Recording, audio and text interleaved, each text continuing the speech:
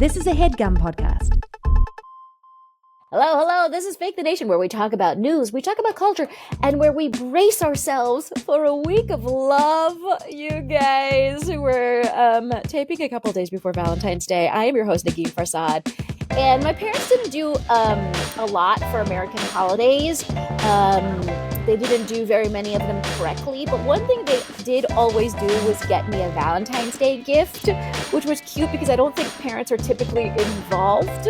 But as immigrants, they thought it was really lovely that in this country we had a day that we celebrated love. So I bring that spirit to you this week because let me tell you, political shenanigans right now are really trying to shit all over that spirit. So today we will talk about some of that political foolishness. We'll also talk about something called boyfriend sickness.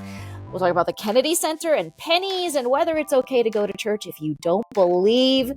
Today's panel is one for the ages. They've both been on this show. Their voices of comforts and insights and intellect and hilarity. You can see this first panelist on Grand Crew and the Dropout. He's also host of the Comedian Clash. Sorry, I sound like an immigrant. It is the incredible Jacquis Neal. Hey. Hello. What's up? Oh my God. Can I say, good to have you on the show. Thank you so much. Can I also say that my mom and grandmother are not immigrants and still send me Valentine's Day presents and cards too. This is cute. Yeah, I don't find that odd at all. Like my grandma just sent me a card in the mail. My mom gives me like gifts and shit. So love is not just relationship. Right. Romantic. It's not just romantic. But I am so curious, listeners out there. Did your parents do stuff for you for Valentine's? Because I always remember thinking, I'm not going to say anything because I like getting the gifts. Yeah, we love it. Is it typical for like a parent to give their kid something? I mean, and I do it for my kid, so yeah. I think it seems adorable, and in general, it's beautiful. Or are we just have the weird families that like? Do we just have the weird? I'm do so we just have listeners, weird families? We got to weigh in on this. We're not clear on whether or not this next panelist was shown enough love on Valentine's Day. But we do know that you can see him at the Giva Theater in Rochester. He has a residency there for a couple of weeks working on his solo show for Edinburgh. And oh my God, if you know anything about this guy's work, you should absolutely go out and see this show. He is the incredible Gabe Mollica. Hey, Gabe. Hi, Negin. Boy, do I have a Valentine's Day factoid for you guys, which I got a lot of love on Valentine's Day because it's my birthday. Get the fuck out of here! Oh my God! Happy early birthday! Miracle. Thank you. Okay. Yeah. I was like, you guys don't even know what's coming. We didn't even know what's coming. You guys riff. That was just a natural flow into you being the last person introduced. Wow. Okay, you stole the show, Gabe. So happy you were recognized on your birthday and on Valentine's Day in a dual fashion. Before we get to the show, I just want to remind listeners that they can go to patreon.com/Negin Farsad to show me love monetarily through a Patreon subscription. For as little as $4 a month, you get bonus episodes of the show, and there's levels above that. For as little as $5, you get 3 bonus episodes of the show. I mean, what? These bonuses, they fucking I'm handing them out. So go to patreon.com/Negin Farsad. And we have some of our more like ridiculous conversations in the bonuses. They're some of my personal favorite conversations. So definitely get in on that action. And now let us start with topic number 1. Okay, so the internet has decided to name something. Therefore, I feel compelled to talk about it. Today, that thing is boyfriend sickness. This is when you start a new romance and disappear from your friend group. It's a tale as old as time. I mean, I can imagine Marie Antoinette losing track of les besties when she booed up with Louis XVI, you know? So my question to both of you is, have you had this sickness? By the way, it doesn't matter. Apparently, it doesn't matter what kind of boyfriend, girlfriend, whatever it is that you're doing, it's still called boyfriend sickness in any case. So my question is, have you done it or seen it? in your lives? I've definitely seen it for sure. I've had a few friends who, when they are dating someone, I don't want to say you just see them less, because that's gonna happen regardless, right? But like, yeah, man, it's almost just like, were we even friends? And I think it happens. I think it happens more because I have a lot of friends who identify as women, and so it happens more when women date, women who date men, and because I'm so fine. Because I'm so fine. They'd be like... they don't want to threaten the new guy. Yeah. And then I've definitely felt it, too, when the few times I've met people and, like, they're, like, super interested in getting to know me and just, like, I'm just like, this feels not authentic. And now I know why I'm not seeing this friend anymore. So it's definitely happened. I personally hate it. Like, I'm like, go with your friends. We don't even have to mix friends that much. Like, we will eventually by nature of how things turn out. But like, yeah, like we ain't, this early mixing of friends and things like that. We can take it slow. You still have your life. I have my life. And the two shall twine in a natural order. Well, it's funny that you should say... So I actually feel like it happens more with men dropping out of their, with straight dudes dropping out of their friend groups, because they're already not great about maintaining friendships. Mm-hmm. And this is, guys, Negin being broad strokes, making crazy pronouncements, the likes of which have some truth to them, but are generally garbage statements. But in continuance of this garbage statement, I do feel like every time I dated a guy, I feel like I did a better job of not completely dropping out of my friend group, but the guy I was with was just like, yeah, I don't need to see those guys for several months. You know what I mean? And I was like, no, but go see your guy, go see your boys. You know what I mean? And it was always a weird thing, because I don't know. So Gabe, what do you think? Oh, I identify that as somebody who's dated people, been like, well, this will never happen again. So I got to get my time in with this nice lady. I can see my idiot friends anytime.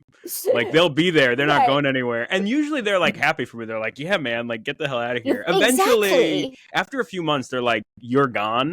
But I also think boyfriend, what is it? Sickness syndrome?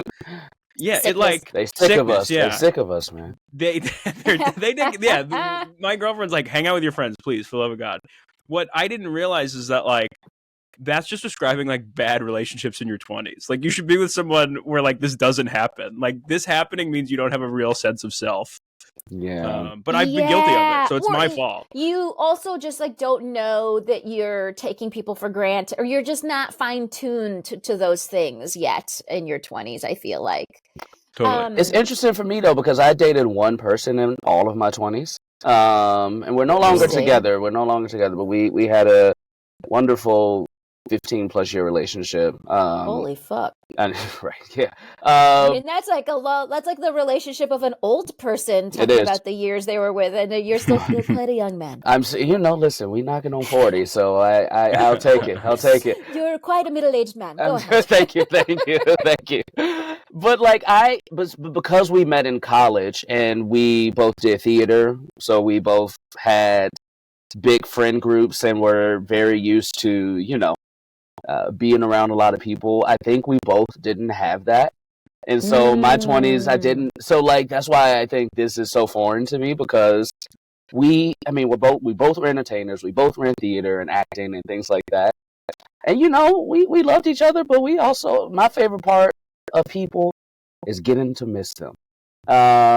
It's my favorite part of people. It's and not saying we never see each other and things like that, but I think having time apart, as far as not doing everything together and all that stuff, is so healthy for a relationship, in my opinion. But in those early days, the funny thing is, an article we read about it talked about the oxytocin release, and there's actual chemical things that are happening. You're not thinking straight, and so that's part of what's I actually always remember feeling I could go hang out with my friends, and then that gentleman would just be available at any time. So I'm like, well, if I show up at 11 or 12, it's fine. You know what I mean? Oh, yeah. And we are available. We're not doing anything. Yeah, we waited. Yeah, so Yeah. I felt like I did a great job of like not dropping out of my friend group, but still having the haze of oxytocin related insanity that like where you find yourself on a subway to like Bed-Stuy at like midnight, like not thinking straight. So, Where your phone's gonna die. We're like, if my phone dies, I'm just never gonna see this person, and I have to go home. yeah, just like crazy.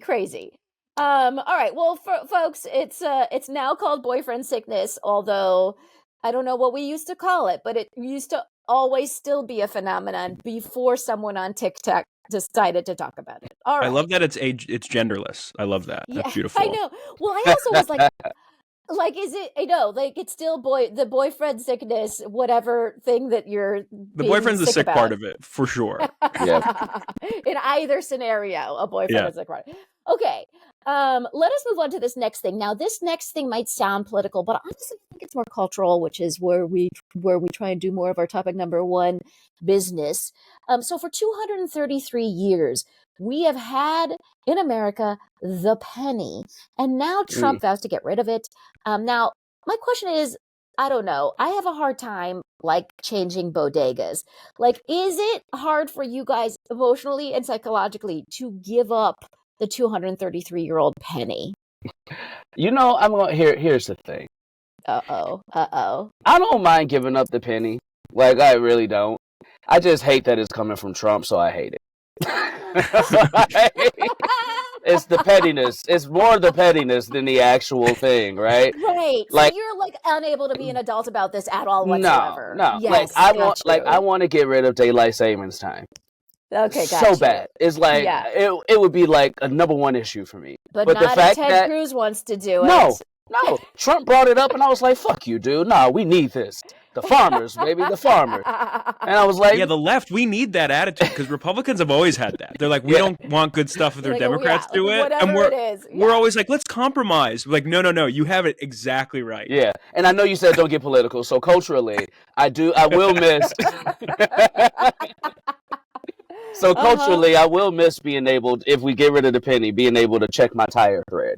That's a very important thing. Wait, what? Have you never heard of this? So like, guys, I live in Manhattan. What? Oh, okay. So like, if you have a penny, you put it in the tire threads, and if it comes up to like the top of Lincoln's head, then your tire thread is like sufficient. And if it doesn't, then like you need to start thinking about changing your tires. First of all, like the question that we started out the show with, which is, did your parents give you Valentine's Day stuff? Mm-hmm. This is another question I have for listeners because I have literally never... Andrew, have you heard about this? This is the first fucking time I'm hearing about this tire thread situation with the penny. Yeah. And also, like, does the Treasury Department know that this is a secondary use?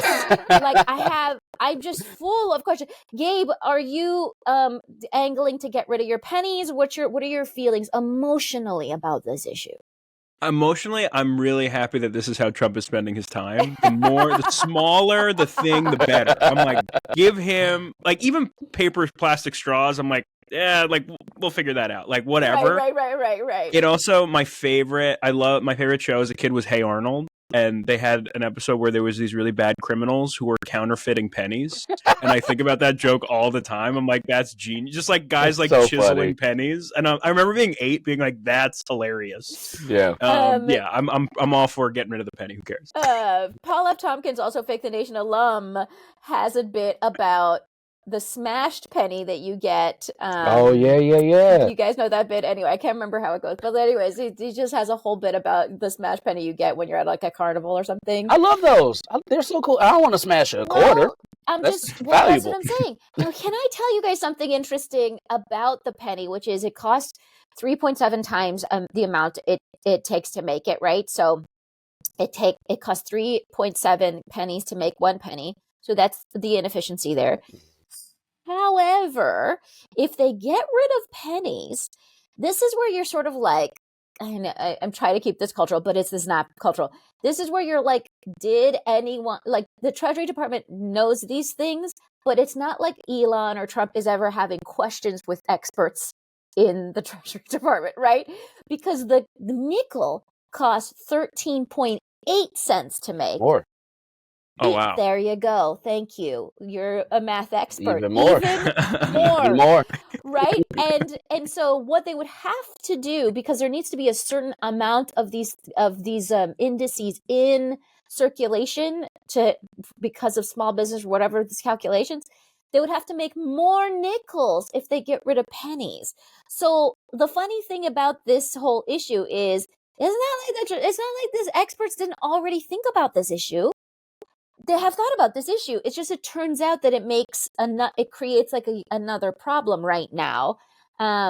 So that's part of the reason why we haven't already done it. By the way, if we lived in fucking Canada, they stopped that shit in 2012. No more pennies. And Australia stopped their penny in 1992. Oh man, so we're like usual the last to catch up to the rest of the world. Yeah. I mean, listen, the penny has some. The penny, I'm gonna miss throwing it into wells. You know. Yes. Because Take a penny, leave a penny. Do you mean like fountains? Fountains, yeah, fountains. Okay, because you're like I love corrupting well water. I love it. Yeah, I want to throw mine into the purest water possible. That's where you get the best wishes. That's where you get the yeah, absolutely. In the Poland Spring. And I just want to say, as a person who has not used a penny on a tire, but as a person who has a daughter, she finds every penny that New York City has to offer on the ground. Yeah. Sure. These kids this is a little known fact, kids are closer to the ground. They are. They can see more than we can. Okay, I'm fucking blowing minds right now, but kids are closer to the ground, so they see so many coins, and like, I didn't know how reckless we were as a species with our coins. We're just tossing them here and there as if they're worth nothing, because they're practically worth. Are you guys nothing. coin jar people? I got a big peanut butter pretzel thing filled with coins. Yeah, I got some coin. Asshole, of course I'm a coin jar person. Hey man, listen. When I was on, during times of my life when I was on the struggle bus, I've hit up Coinstar a few times, get a few extra bucks. There it is. With all the coins that I've amassed, and it's definitely more pennies. Definitely more pennies, because I feel like I can't hear pennies hit the ground, man. If I hear a quarter hit the ground, that's tuned to my ears, baby. Yeah. I know that quarter hitting the ground. Causing a ruckus. Yeah. All right, folks, let me know, what is your relationship? Do you have a coin jar in your home?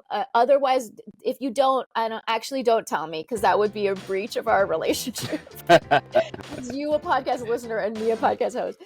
All right, let's take a quick break and hear from our sponsors, and when we come back, there'll be more. And we are back, and we're ready for topic number 2. All right. Elon is on the cover of Time. I mean, he also did this weird Oval Office so the cover of Time is basically he is sitting at the Resolute desk in the Oval Office. That's the cover of Time. Thing number 2 that you should know about this week, then there's like 45 other things as well. But the thing number 2 is that he also did this like interview yesterday where Trump was sitting at the Resolute desk, and then Elon was sort of awkwardly standing near him with his son like at his feet or something, and answering like questions from, doing a little press sprinkle or whatever they call that. So what do you think about the attention that Musk is getting right now, especially with something like the cover of Time? Because as we all know, Trump once had a cover of Time fucking photoshopped so that he could act like he was on the cover of Time. It was like famously in his office. Gabe, what do you think is happening with that relationship? I think every relationship Trump has, besides like people directly in his family, like ends really, really poorly. Like either in jail or indicted or fired, or like Rudy Giuliani, like disgraced and disbarred. So like, I feel like it's like a ticking time bomb with Elon in sort of like a fun way, where it's like, well, like we don't even know yet how this is going to blow up, and they're going to like hate each other. And I think Time Magazine honestly is just trying to sell as many magazines as possible, and they're like, oh, like putting like really controversial people together in power will do that. And so like I'm not like, oh, these guys are gonna be so efficient and get all their whole agenda done. I'm like, oh, they're gonna implode and hate each other, and 6 weeks. Well, okay. Can I share with you this is what has been extremely difficult for me about doing the show the last few weeks, which I'm sure it'll definitely be the first 100 days we'll have this difficulty.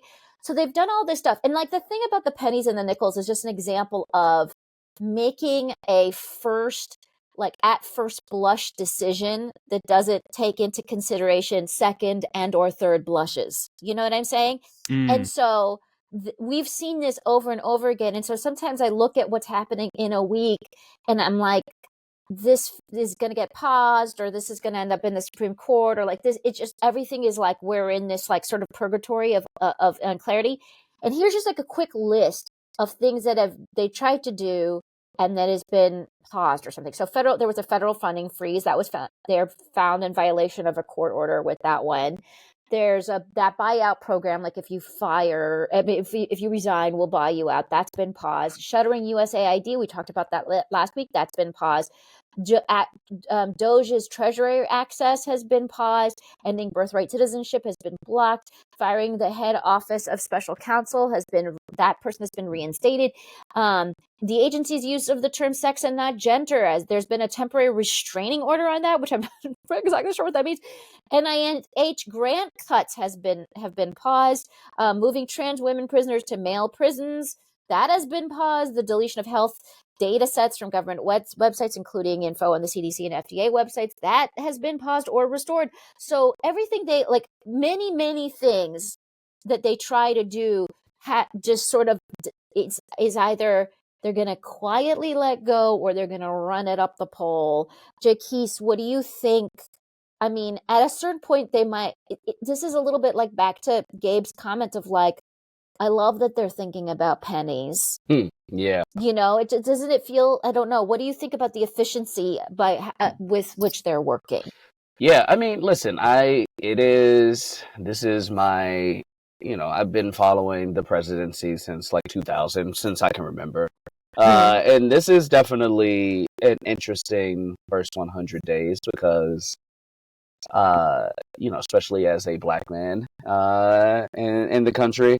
And I'm just like, it's annoying because it's getting so much attention, but it's also, and it's upsetting because it's just, I don't think they're going to be efficient. I think like what's happening, like you said, all these things are being blocked. I think that's what's going to happen. I think it's going to be fights and it's going to be blah, blah, blah, blah, blah. We've seen the Trump presidency before. And this one is different because he doesn't have another presidency to have. But the thing that just is annoying me is more than just their efficiency or trying to be efficient and doing all these things, is that the perception that they are getting things done is just emboldening like their base and the racists and the sexists and the misogynists and all these people a little bit more. So like I'm looking at it from that standpoint, where it's just like the things that are happening suck, but they also suck because they are giving more credence to people who are like, yeah, no, pronouns are bad, and this is bad, and this is bad, and blah, blah, blah, blah, blah. And I know they always think that, but the fact that they are, quote unquote, taking steps to correct what they feel needs to be corrected, whether it happens or not, I see the fact that they are even doing it as dangerous. And then, who knows what's going to happen with Elon and Trump. I think Elon is just lame enough to stay at the teat of Trump. Because he's a fucking dork, and unfortunately that's why he is acting like he's acting, because he got roasted so much before he bought Twitter, and now we're paying for it. Essentially. Well, Gabe, I want you to weigh in on their next site, which is shuttering the Consumer Financial Protection Bureau. And this sucks. First of all, I'm a big Elizabeth Warren fan, and she's one of the architects behind it. But this agency is the agency that oversees financial products like credit cards and home loans to make sure that Americans don't get screwed. And it just seems like it could also easily have a bipartisan vibe, but it doesn't. for reasons that are beyond me, Gabe, what do you think about shuttering the Consumer Financial Protection Bureau? Yeah, I mean, like letting credit card companies like charge whatever they want is like outrageous. Like we're trying to cap them at 10% interest. It should be probably even less, but like, it's awful. It's also the kind of thing that a strong Democratic Party would be able to point to and be like, they took away those limits. Like your credit card debt is because of these people. Yeah. And it's a thing that I don't think like a red state Trump voter wants to have a credit card that has a 25% APR, right? I mean, this is one of those things where I'm like, I don't understand. Like, how has this been politicized in either direction? This is one of those people power things. Totally. And Jacquis is so right that like they just brag all the time about how much good they're doing and how efficient it is and how good for everyone it is, that even when it's not, they get to spin it like it is. And so like as an opposition party, you need to be like, your interest rates will be higher. The Democrats need to be so good on credit cards that by comparison, the Republicans are so bad, or so good on healthcare that by comparison, like, oh my God, you're totally getting screwed by these people. Like we need to take back the we're getting screwed. Yeah. Yes. And I think what's nice about a failure that might come out of this particular closure. And again, I say they're shuttering, I don't know what the next piece of news is going to be about the CFPB in the next week. Like that, this might change. I feel like we talked about USAID and like that some elements of that have changed since what we talked about it last week. I mean, this is what they want, right? It's to keep everybody maximally confused. But for the average American to come away, and this is like, I read the news all the time. So like I'm following things and I'm maximally confused. But the average viewer is probably thinking, oh my God, I heard this and I heard that. And then I'm not paying attention to follow-up. Because follow-up is actually the hardest thing to report on and get any kind of juice. Now, I'm going to bring up something that I think is extra weird. And I'm not even sure like how important it is. But I just could not help but share it. Trump is overhauling the Kennedy Center, the august public-private theater in Washington, D.C. His goal is to make it less woke, and he's starting by naming himself chairman. He fired the board members. He installed a guy named Richard Grinnell, who's as the interim director, which is odd because there is no director position. So everyone was confused by that. Grinnell was once a State Department spokesperson under Bush and an ambassador to Germany, and of course, a Fox News contributor. Now, again, like my immediate thought was, this is so weird. And is this all about giving some kind of stage time to Kid Rock? Like legitimately, that was my first thought. But otherwise, why are they spending time on this? We're all in the theater. Yeah, I think it's cultural. And it's kind of an answer that I had to a question you just had, Negin, whereas do people in red states want their credit card interest to go up? And all questions like this, the main question of why are you guys voting for somebody who's going to make your life harder, right? Because truth be told, and I hate to like, outside of me being black, financially and things like that will feel the crunch, but like Trump's policies and things like that will hurt me less than some people in red states who. So I know some white people hate to hear that. Like I'm gonna be okay, like maybe if I'm alive, but like the thing that is prevalent to me or obvious to me is hate.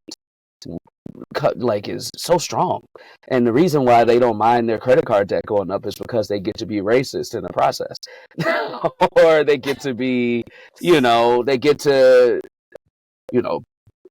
make oppressed people feel lower, and the woke police. I love the idea of someone, a Trump voter, being like, the price of racism is actually too high, so. Yeah. And so that's what's wrong with the Kennedy Center. I think it is mostly just like a way to, like, all of this is happening as a way to say, like, our ideals are going to be the number one ideals in this country, whatever they are. And, because, like, we know people who've done shit at the Kennedy Center. Like, is improv really that woke? Shit at the Kennedy Center, guys. Right. And I know we all can't wait for the Kid Rock residency at the Kennedy Center, but, like, it's truly like Donald Trump gives no fucks about a show going on at the Kennedy Center. He gives no fucks. Like, this is all about the fact that he gets to say drag shows or diversity or this or that or the other are going to be seen less, and things that are in the image of my base will be seen more. And it's perception. And he's going to do it, like he's made himself the chair. So I think that's what it is more than anything. By the way, the honorary chair is usually the first lady. Right. So he's taking jobs from his woman. He's taking jobs from women. She don't want to work, bro. Gabe, what do you think? Yeah, I mean, culturally, like, I feel like conservatives are always behind, in the sense, like, you ever see one of those, like, conservative movies that go around? Like, they're like the worst things in the world. Right. They don't. They can't get like proper distribution or whatever. My friends and I watch them and we make fun of them. It's like the funniest nights of our lives. Like, we love it so much because they're so. God's Not Dead. Yeah, the best. Terrible. The most I've ever laughed at in a movie. And even actors who are good. I'm not familiar with this oeuvre. Yeah. Even actors who are good in other movies go to those movies and are bad actors now. yeah. There's something about the way they're shot that's like, you could be the best actor in the world, like, and would be bad in this movie. But I feel like they're always behind culturally, and this is Trump's being like, this is the one theater, or like this group of theaters that we control, and yeah, there's not going to be any drag. It's like it's not even dog whistles anymore. It used to be they would say something like slightly problematic, and they'd be like, "Oh, they know what that means, right?" Oh yeah. By the way, just to clarify what Gabe just said there, one of the things he did specifically mention was that there would be no more drag shows at the Kennedy Center. Sure, because it's they promote pedophilia or whatever they pretend to care about, even though Trump's friends with Epstein. Like none of this like adds up, because it's not internally consistent, because they just don't like trans people and they want a moderately creative way to say that, but like it's all about that. And they're losing culturally, and they're like, we'll just control this theater, and we know it'll piss off the libs, and it does. And so this is one of those things where it's like where the executive orders and things like this, where I'm like, okay, the next presidency, fingers crossed, this is a thing we could just like fix overnight. Yeah. Like, that's my hope. Yeah. Right. Again, I paused even talking about it because I was like, I can't tell where this lands. It's not even a fully public institution. I think it's also just one of those symbols of a presidency that's focused on an image rather than any kind of like fundamental, like actual change or whatever. So that kind of works in our favor, like if the shows at the Kennedy Center are bad for the next 4 years, like, okay. The other funny thing is, it's like, as an institution, it's serving a particular clientele, it's serving a population, it's, and if they can get those people to come see Kid Rock, like, that would be really interesting. I don't know. I don't know. If having literally performed once at the Kennedy Center, I'm just not sure that that's who's coming to those shows. We get to see a Mel Gibson play at the Kennedy Center. It's going to be a beautiful Passion of the Christ, the stage play. It's also, not to talk about the election, but one of the things that Kamala was saying quite often is, he's coming in on day one with the hit list, with the revenge list. And like, we're seeing that quite a bit with Elon as well. Like, a lot of these things that Elon and Trump are going after are institutions and companies that they have had issues with in the past, including the Kennedy Center. And, it's so transparent to anyone who doesn't like the guy. But for those who love him, they just, the perception is there. And then we're seeing this with like the DEI rollbacks too, how other companies are following suit, especially tech companies and things like that. So as a child of theater, like, I don't think this is going to happen, because theater in itself is kind of insulated and, a more progressive place. But, it is something to worry about on the front of, will that trickle down to some theaters? I don't think all, I don't think even most, but maybe a few, starting to also say like, oh, you know what? Maybe we also won't do this, that, or the other. That's the only thing I worry about. But, as we see, these things happen in waves. So, folks, season ticket holders to the Kennedy Center, hit me up. I'm so curious to know your thoughts. All right, let us move on to topic number 3. Okay, so we saw a question to the ethicist in the New York Times Magazine, and I just couldn't stop getting it out of my head. Such an interesting question, and I'm going to read little bits from this letter to the ethicist to you guys, and then we'll react. So the writer says, I grew up in the Catholic tradition, but after obtaining several university degrees, including one in religion, it became clear to me that Jesus wasn't divine and that the cobbling together of the Bible in the 4th century was a consummate work of spin doctoring. He goes to say, but boy, oh boy, do I love the artistic output of Christianity. Bach's B minor Mass, the Foray Requiem, St. Paul's Cathedral, all these lift my spirit. I love a beautiful Christian service. Where else do you hear in Oregon like that? Actors talk about working from the outside in which a physical position unlocks inner emotions. For me, kneeling does this, and I don't pray, but the act creates humility and gratitude. It does me good. Then there's the lovely sense of community in a congregation. I'll never be converted. So I guess I'm lying when I turn up at a service and recite the creed and sing the hymns as lustily as anyone else. Am I hurting anyone by doing this? Is it, for want of a better word, a sin? So I really love this question because I think deep down a lot of people who grew up in a church or a temple or a mosque might not fundamentally believe, but they can relate. There's something reassuring or comforting about it that they still enjoy. Does it hurt anyone, Gabe? I kind of love this question. My mom's super Catholic, and I would say I'm not as active a participant in the religion maybe as she is.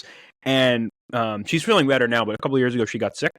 And during those couple of weeks she was in the hospital, I would go to Catholic Mass and kind of just like sit there and do the things.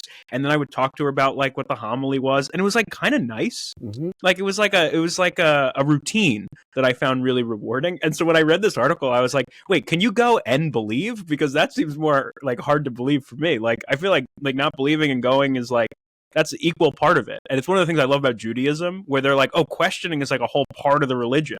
Where it's like, oh, cool. I think like people sometimes get pushed away from religion because they don't know that they can question it, and that's like a fundamental part of it. Mm-hmm. And so like as long as you're not hurting anybody or like believe in oppressive things, I'm like, yeah, go to church. That sounds fun. Jacquis? Yeah. I also grew up in church. My grandmother is very religious. And I think this is a dope question. I love it. I do think you can go to church.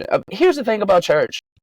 The actual like institution of church and religion sucks, but what church is supposed to be is a very good thing. It is supposed to be about community, about uplifting. I don't view myself as religious anymore, but I do believe that it is good to have faith in something, no matter what that is, as far as believing that things can be okay and will be okay. Like faith is a good thing. And I don't think faith and religion should be so intertwined. So like, I do think that going to church is great. And also like, especially going to black church, boy, white church boring, but black church, boy, it's a concert. It's a concert. You get a workout because you stand for hour-long prayers. It takes up half your day. It's a beautiful, it's a beautiful thing. But it's also like it is, especially as somebody who is in the arts. Like music is very rooted in gospel. R&B, even hip hop, and a lot of music. So like, I think it's dope to go to church. I think having an inspirational word is good. It's just the judgmental aspect and the controlling aspect of the Bible and religion and Christianity that is the problem. But the basis of what church should be is a good thing. I think it's a great thing. Right. I mean, it's the soft power of church that I think has been the most lauded from society, right? That you dress up and you show respect and you go to this place and then you learn all the songs and you sing them together, and then afterwards there's snacks and the kids play, and there's like that is it's like a cultural binding device, and that I think has been the thing that everybody thinks is great about church. Add to it some of the service elements. I mean, I live around a lot of service churches, and and I see them handing out food and and providing this service and that service. There's there was a big initiative around when there was a lot of migrants coming into the city, helping the migrants. I mean, so I think I get to witness churches do this incredible service work, and then it's like I also see. I live on the same block as a church, so I see kids a lot. Like they'll be like in their 20s, and their whole thing is they'll like hang out in front of the church and like gossip or whatever, and then go do the service thing that they're doing that day. And you can tell it's very social for them. It's and the religious aspect. I mean, obviously the like do unto your neighbors shit like feeds into the service aspect, but and serve your whoever. Sorry, I did not grow up in a church, but anyways, all of those nice things that religion says obviously feeds into what they're doing. But I feel like one of the things that I feel like I'm seeing with people that get involved is really not about religion. It's really about hanging out. And I guess my question is this like one of those? I think one of the reasons I really was drawn to this question is because I just do feel like deep down a lot of people probably feel this way. Like I would love to have a place that I go where we hear a pep talk, and you know what I mean, and sing some songs. Like there's something about singing in unison. It also like calms the central nervous system. I mean, that's why it's happening for centuries. That people do that in groups and humming and singing and whatever, all that stuff. That's all the reason it happens, is because it makes people feel better, literally, chemically and physically. I would love a place where there's a pep talk, some singing, and some snacks, but it doesn't turn into, it doesn't have to be religion, and it doesn't turn into a cult. Like what? I think. Do you feel fundamentally that people are kind of craving for that? I think so. Yeah, I really love non-denominational. Am I saying that right? Denominational. Yeah.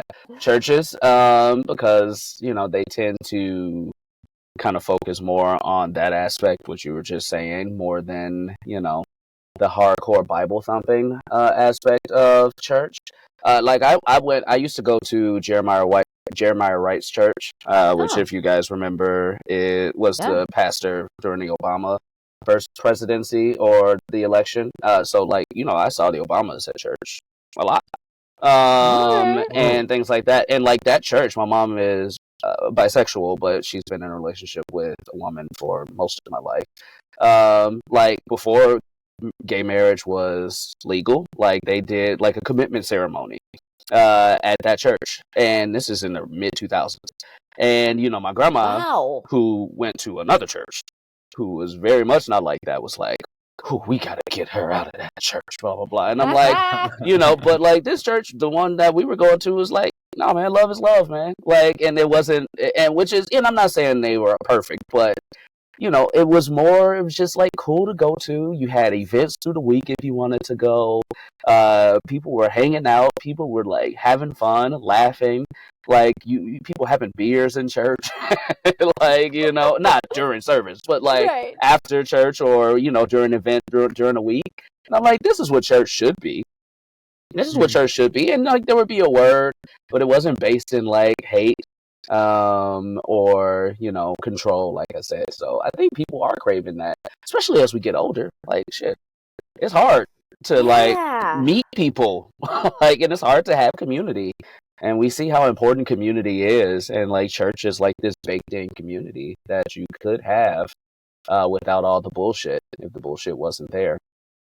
Totally. We've torn down a lot of traditional structures like religion, like masculinity. One of the issues we're facing now as a society is like, what do we replace those things with? Or like, how do we find like appropriate ways to to like replace like toxic masculinity or a hateful church. And like just thinking about church now, I'm like, oh yeah, it's like a variety show. Like there's music, the guy's gonna do something topical, he's gonna tell a story, right? Like there's something like it's show business kind of. It's public speaking. You know? That shit ain't easy. It's public speaking. We all do it. That shit ain't easy. Yeah, it's hard. And like my best friend's about to have a kid in a few months, his first kid. It's like the first kid in our group of friends to have a kid, I guess. And we were like, are you going to raise it religious? And he's like, I'm not religious, but I think it's like good to grow up in that kind of culture a little bit. And so like it's a thing that like well, I was a kid, it was no brainer because my mom was super religious, but like now it's like a real choice you have to make. Yeah. Yeah. I mean, because I think about that too. Like I don't really, I tell my I remember like explaining to my daughter like some shit about Islam, whatever, and like we saw women with their head covered. Oh, okay, well, yeah. And then in Iran, where you're from, I was like, oh my God, there's like so much here, and like it's she's so young and like doesn't fully understand, but it's like I'm trying to like just give her the church I'm trying to bring her up in is the church of like she volunteers at the park. Like that's great. You know what I mean? Like I try to give her like a thing that's like regular. And, it's with varying degrees of success. That and folding the laundry. Those are like two. The church of laundry. The church of laundry. I'm trying to raise a butler is what I'm trying to do. And, but yeah, I think it's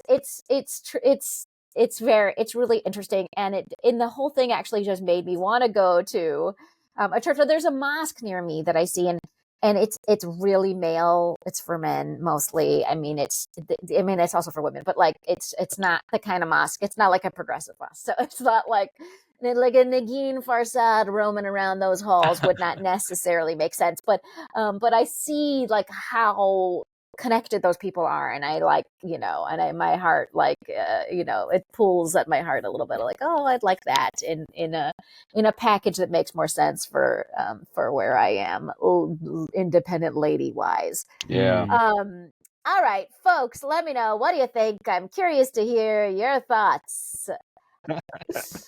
All right, folks, that, my friends, is the end of the show. What a delightful conversation you guys made me have. What? You guys forced onto me. It was so fun, and I would love for the people of Fake the Nation to be able to follow you and all the wonderful things that you do. Where do they do that, Gabe? At Gabe Mollica on Instagram. I got weekly sketches with Alexis Gay. Hopefully a special soon, and my new solo show. So come see a show. Check me out. Come see a show, you guys. Gabe is a nonstop performer, and he's so talented, and everyone loves his work. You will too. Jacquis, where do they find you? You can find me at Jacquis Neal on Instagram and on Blue Sky. And yeah, check out Comedian Clash. It's a game show that I perform, that I host live in LA, but we also live stream it. We got Jason Alexander and Lauren Lapkus coming up. A lot of really dope people this year, so check that out. And I'll be hosting some stuff on Dropout soon this year, so check that out too. Guys, Comedian Clash, Dropout. I mean, Jacquis is a prolific and hilarious man on the streets. You can always find me in these streets. Nice. You can always find me in these streets. Always receiving Valentine's Day gifts, by the way. Yes. Stop sending them. Stop sending me so many Valentines. I got enough love, y'all. Got enough love. Folks, you know where to find me and all things I do. And if you happen to be hearing this on a Thursday, I will be in Richmond, Virginia doing Wait, Don't Tell Me. So come out and see that. I don't know if there's still tickets. Otherwise, I have other shows coming up in the coming months that I'll be announcing, and I would like to thank everyone who makes the show a possibility. That's our wonderful producer, Andrew McGuire.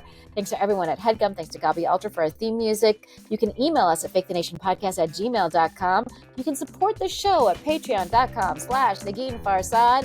And otherwise, we'll be back in your earballs next week.